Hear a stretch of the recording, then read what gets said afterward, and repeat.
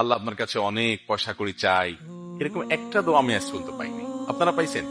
কিন্তু একটা দোয়া পাইছি বারবার, বিভিন্ন ভাবে নবী সাল্লাল্লাহু আলাইহি ওয়াসাল্লাম আল্লাহর কাছে গেছেন। এটা কি? তিনি আল্লাহর কাছে দোয়া করেছেন। এই দোয়াটা বিভিন্ন ভাবে করেছেন।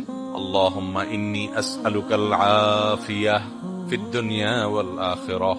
আল্লাহ, দুনিয়াতে আপনার কাছে আমি শান্তি চাই, আখিরাতে শান্তি চাই। আমি যাকে মনে করছি এর সাথে আমার শান্তি হবে, এটা না হয় অন্য কোনো জায়গা হতে পারে, যেখানে শান্তি হবে ওখানে আল্লাহ আপনি আমাকে নিয়ে যান। আল্লাহ, কাউকে আপনি কুড়ের ঘর দিয়ে শান্তির মধ্যে তাকে রাখতে পারেন, আরেকজনকে অনেক পয়সা করে দিয়ে শান্তির ধারে কাছেও রাখবেন না, এমনও হতে পারে। বাবা মা, পরিবারের লোকেরা আপনাকে বাধ্য করে হারামে যাইতে, তাদেরকে বুঝান, চোখের পানি ফেলেন, কোন ওলামা ইকরামকে দিয়ে কাউন্সেলিং করেন যে হারাম কি হালাল কি। হারামে শান্তি নাই, হালালে শান্তি আছে, তাদেরকে বুঝান যে শান্তিটা দিন শেষে দরকার।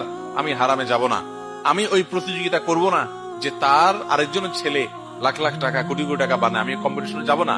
আমি সততার কম্পিটিশনে থাকবো।